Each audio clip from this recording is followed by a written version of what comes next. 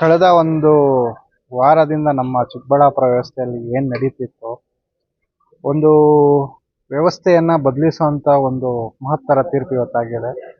ನಾನು ಸುಮಾರು ಸರಿ ಕೆಲವು ಕಡೆ ನಾನು ಹೇಳ್ತಾ ಇರ್ತೇನೆ, 100 ಜನ ಅಪರಾಧಿಗಳು ತಪ್ಪಿಸ್ಕೊಂಡ್ರೂ ಪರವಾಗಿಲ್ಲ, ಒಬ್ಬ ನಿರಪರಾಧಿಗೆ ಶಿಕ್ಷೆ ಆಗಬಾರ್ದು ಅಂತ. ಹಾಗಾಗಿ ಕಾನೂನು ವ್ಯವಸ್ಥೆ ತನ್ನದೇ ಆದ ಒಂದು ಕಾರ್ಯವನ್ನು ಮಾಡ್ತಾ ಇರುತ್ತೆ. ನಾನು ಕಳೆದ 2 ನಮ್ಮ ಮಾಧ್ಯಮ ಮಿತ್ರರಿಗೆ ಹೇಳಿದಾಗೂ ಹೇಳಿದ್ದೆ, ನ್ಯಾಯ ತುಂಬ ಕಠಿಣವಾಗಿರ್ತದೆ. ನ್ಯಾಯಾಲಯವು ಯಾವತ್ತೂ ಭ್ರಷ್ಟರನ್ನಾಗಲಿ ಮತ್ತೊಬ್ಬರನ್ನಾಗಲಿ ಕ್ಷಮಿಸುವಂಥ ಸಾಧ್ಯತೆಗಳಿರಲ್ಲ. ಹಾಗಾಗಿ ಒಂದು ಕಾಯ್ದೆ ಅಥವಾ ಒಂದು ಕಾನೂನು ಚೌಕಟ್ಟಲ್ಲಿ ಒಂದು ಆದೇಶ ಮಾಡಬೇಕಾಗಿರುತ್ತೆ, ಅದಕ್ಕೆ ಒಂದು ಸಮಯ ಅಂತ ತೆಗೆದುಕೊಳ್ಳಾಗುತ್ತೆ. ಹಾಗಾಗಿ ಆ ನಿಟ್ಟಿನಲ್ಲಿ ನಾನು ಸುಮಾರು ಜನ ಹೇಳ್ತಿದ್ದೆ ನಮ್ಮ ಚಿಕ್ಕಬಳ್ಳಾಪುರ ಜನತೆಗೆ, ನಮ್ಮ ಚಿಕ್ಕಬಳ್ಳಾಪುರ ಅಥವಾ ನಮ್ಮ ರಾಜ್ಯದ ಕಾನೂನು ವ್ಯವಸ್ಥೆ ಬಹಳ ಭದ್ರವಾಗಿದೆ. ಅದರಲ್ಲಿ ಯಾರೂ ಮೇಲಲ್ಲ, ಯಾರೂ ಕೀಳಲ್ಲ. ಈ ಒಂದು ಹೋರಾಟ ಮಾಡಿದ್ದು ನಾವು ಒಂದು ವ್ಯವಸ್ಥೆ ವಿರುದ್ಧ ಹೊರತು ಯಾವುದೇ ವೈಯಕ್ತಿಕ ಮತ್ತೊಂದಲ್ಲ. ಸೊ ಅದರಲ್ಲಿ ನಮಗೆ ಇವತ್ತು ನ್ಯಾಯ ಸಿಕ್ಕಿದೆ.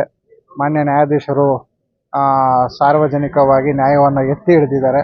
ಸೊ ನನ್ನ ಪರವಾಗಿ ಮತ್ತೆಲ್ಲ ನನ್ನ ವಕೀಲ ಸಮುದಾಯ ಪರವಾಗಿ ನ್ಯಾಯಾಲಯಕ್ಕೆ ಗೌರವಗಳನ್ನು ನಾನು ಸೂಚಿಸ್ತೇನೆ. ಈ ಪ್ರಕರಣದ ಸಂಖ್ಯೆ ಈಗ CR ಸ್ಟೇಜಲ್ಲೇ ಇದೆ, FIR ಆಗಿ.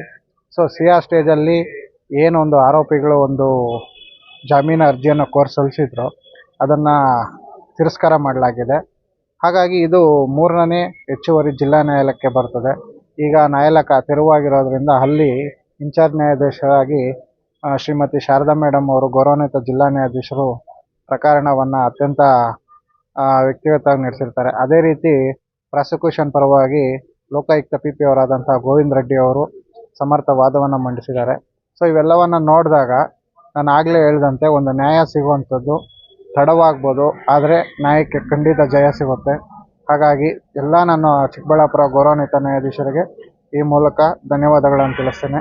ನಮ್ಮ ಚಿಕ್ಕಬಳ್ಳಾಪುರ, ನಾನು ಕಳೆದ ಬಾರಿ ಹೇಳಿದಂತೆ, ನಮ್ಮ ವಕೀಲರ ಸಂಘ ಆಗಿರ್ಬೋದು, ಚಿಕ್ಕಬಳ್ಳಾಪುರ ಜನತೆ ಪರವಾಗಿ ನಿಂತಿರ್ತೇವೆ ಹೊರತು ಬೇರೆ ಯಾವುದೋ ಒಂದು ವ್ಯವಸ್ಥೆಗೆ ನಾವು ಬಗ್ಗುವ ಮಾತಿಲ್ಲ.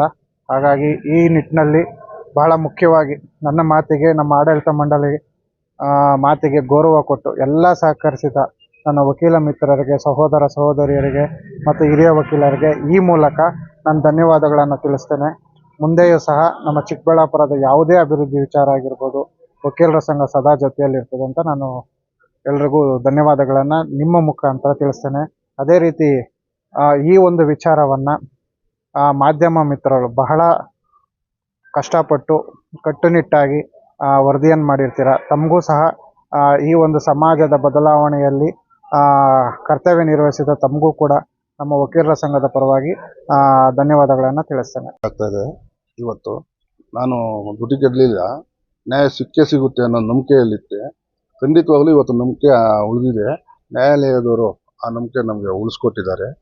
15 ದಿನಗಳ ಕಾಲ ಲೋಕಾಯುಕ್ತ ಪೊಲೀಸರು ಟ್ರ್ಯಾಪ್ ಮಾಡಿ ಹಿಡ್ಕೊಂಡು ಬಂದು ನ್ಯಾಯಾಲಯಕ್ಕೆ ಕೊಟ್ಟಾಗ ಸ್ವಲ್ಪ ಎಲ್ಲೋ ಹಿಡಿದಿತ್ತು. ಈಗ ನ್ಯಾಯ ಅದು ನಂಬಿಕೆ ನಮ್ಗಲ್ಲಿತ್ತು, ಖಂಡಿತವಾಗ್ಲೂ ಈ ನ್ಯಾಯ ಸಿಕ್ಕೇ ಸಿಗುತ್ತೆ ಅಂತ. ಈ ದಿನ ನಮ್ಗೆ ನ್ಯಾಯ ಸಿಕ್ಕಿದೆ. ಅದೇ ರೀತಿ ಚಿಕ್ಕಬಳ್ಳಾಪುರದ ವಕೀಲರು ಸಹ ಈ ನ್ಯಾಯಕ್ಕೆ ಪರ ನಿಂತ್ಕೊಂಡಿದ್ರು. ಅವರು ಅವ್ರ ದಿಟ್ಟ ನಿಲುವಿನಿಂದನೂ ನಮಗೊಂದು ಸಹಾಯ ಆಗಿದೆ. ಇವತ್ತು ನ್ಯಾಯ ಸಿಕ್ಕಿದೆ ಅಂತೇಳಿ ನಾನು ಇದು ಹೇಳ್ತೀನಿ.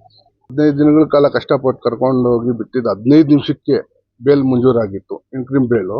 ಇವತ್ತು 3 ದಿನಗಳ ಕಾಲ, ಸತತ 3 ದಿನಗಳ ಕಾಲ ಹೋರಾಟ ಮಾಡಿ ನ್ಯಾಯಾಧೀಶರು ಮತ್ತು ನಮ್ಮ ಕೋರ್ಟ್ PP ಗೋವಿಂದ ರೆಡ್ಡಿ ಅವರು ಕೂಡ ಸತತ ಗಂಟೆಗಳ ಕಾಲ ವಾದ ಮಾಡಿ ಇವತ್ತು ನಮಗೆ ನ್ಯಾಯ ಕೊಡಿಸಿದ್ದಾರೆ. ಆ ಇಂಟ್ರಿಮ್ ಬೇಲ್ ಕ್ಯಾನ್ಸಲ್ ಆಗಿದೆ ಮತ್ತು ತಾತ್ಕಾಲಿಕ ಬೇಲೂ ಕ್ಯಾನ್ಸಲ್ ಆಗಿರ್ಬೋದು.